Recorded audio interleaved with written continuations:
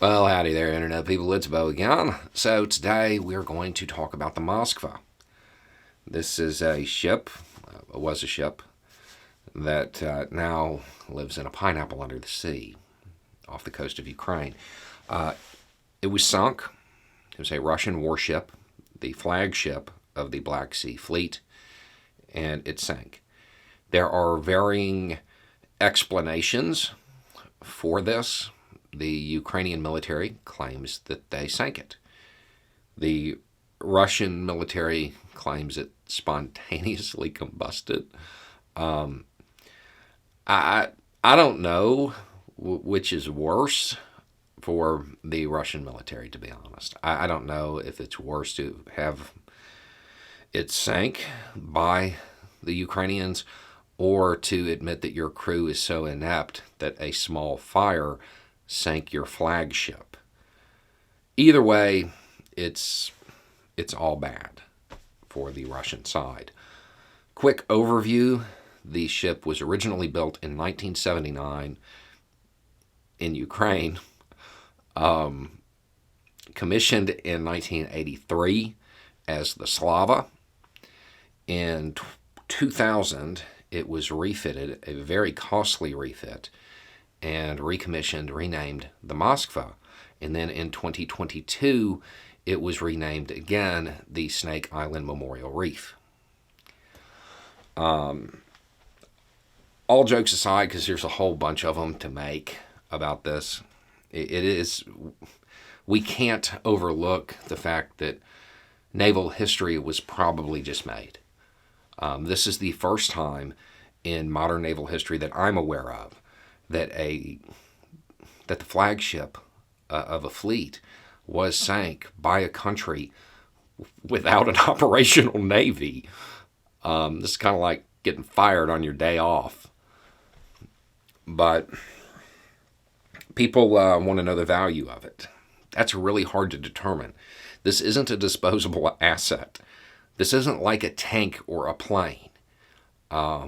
This is a little bit different. The cost isn't just the cost to have it built. The refits on these things can run tens of millions or hundreds of millions of dollars. And this was refit, I want to say twice. It underwent substantial refits. So it's not just the money you think about, it's also the fact that these things don't go obsolete as quickly. They're not supposed to.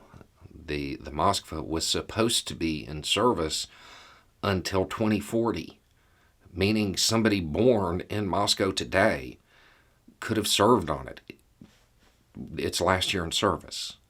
This was supposed to be around a while. It's an incredibly valuable ship. It's going to take a long time to replace. Ships like this take a while to build. They're not easy to. It's not easy to just come up with another one. So it's time, it's money, it's morale, and people are making a big deal about that as far as how it's going to impact Russian morale. And yeah, I mean that's definitely going to factor into it. I would also point out, it's impossible to not make jokes about this, but it is worth noting that there were 500 sailors on this thing, and it is incredibly unlikely that all of them are currently above water. So, what does it change on the ground?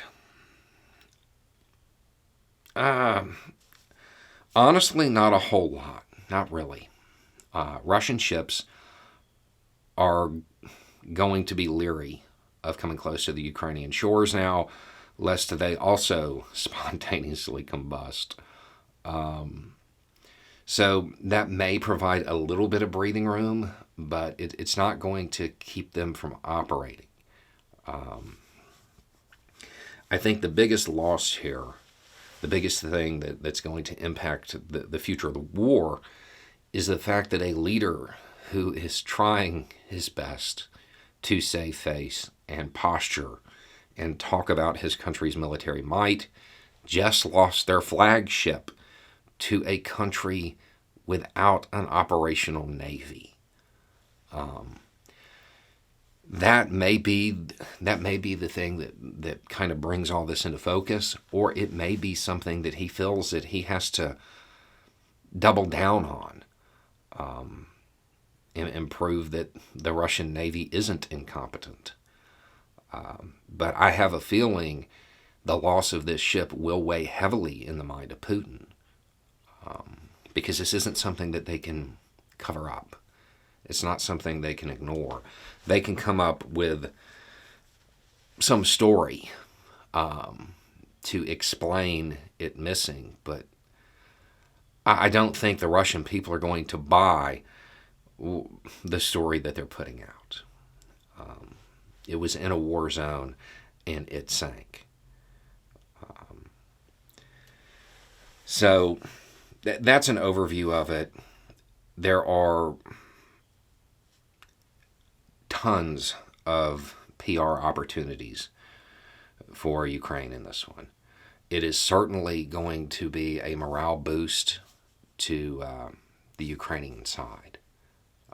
This is the ship that was involved in the Snake Island thing, the ship that was told to go have fun by itself. So there's going to be a morale boost on that side, because that has become kind of a rally cry for the resistance. And it's going to hit Russian morale, but I don't know that that's going to be as big a deal as it's being made out to be in the press. I think its impact on Putin is going to be more important than its impact on the average soldier. Anyway, it's just a thought. Y'all have a good day.